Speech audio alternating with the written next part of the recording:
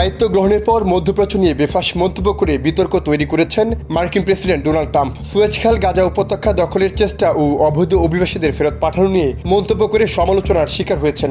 এত কিছুর পরও আরব নেতারা বরাবরই মার্কিন প্রেসিডেন্টের অনুগত। ট্রাম্পের মধ্যপ্রাচ্য সফরে কি পেতে পারেন তার হিসেব নিয়ে বসে পড়েছেন আরব নেতারা। বিশ্লেষকরা বলছেন, ফিলিস্তিন ইসরায়েল সংঘাত, ইয়েমেনের যুদ্ধ, ইরানের পারমাণবিক কর্মসূচির মতো বিষয়গুলো মার্কিন প্রেসিডেন্টের সফরে অন্যমাত্রা যোগ করেছে। দ্বিতীয় মেয়াদে নির্বাচিত হওয়ার পর প্রথম রাষ্ট্রীয় সফর এটি। সফরের প্রথম পর্যায়ে সৌদি আরব, কাতার এবং সংযুক্ত আরব আমিরাতে যাবেন তিনি। তথ্যটি নিশ্চিত করেছে Al Jazeera.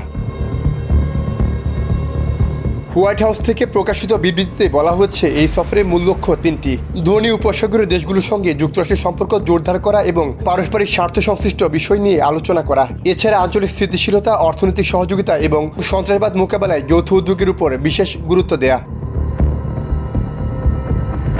President Trump Saudi আরবের ক্রাউন প্রিন্স মোহাম্মদ বিন সালমানের সঙ্গে বৈঠকে মার্কিন শিল্পে $1 ট্রিলিয়ন বিনিয়োগ নিশ্চিত করার চেষ্টা করবেন। এই বিনিয়োগের লক্ষ্য হল মার্কিন অর্থনীতিতে গতি সঞ্চার করা এবং কর্মসংস্থানের সুযোগ তৈরি করা। ক্রাউন প্রিন্স এর আগে $600 বিলিয়ন বিনিয়োগের প্রতিশ্রুতি দিয়েছিলেন, যা এই নতুন প্রস্তাবের মাধ্যমে আরও বৃদ্ধি পাবে।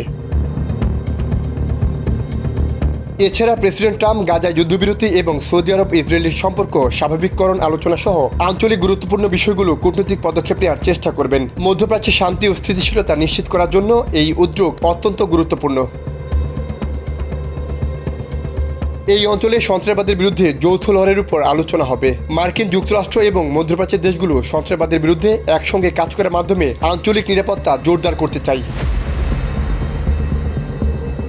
এই সফর মধ্যপ্রাচ্যের মার্কিন যুক্তরাষ্ট্রের কূটনৈতিক তৎপরতার জন্য অত্যন্ত গুরুত্বপূর্ণ। প্রেসিডেন্ট ট্রাম্পের এই সফর মধ্যপ্রাচ্যের দেশগুলোর সঙ্গে মার্কিন যুক্তরাষ্ট্রের সম্পর্ক আরও গভীর হবে এবং আঞ্চলিক শান্তি ও স্থিতিশীলতা নিশ্চিত করার জন্য গুরুত্বপূর্ণ ভূমিকা রাখবে বলে আশা করা হচ্ছে।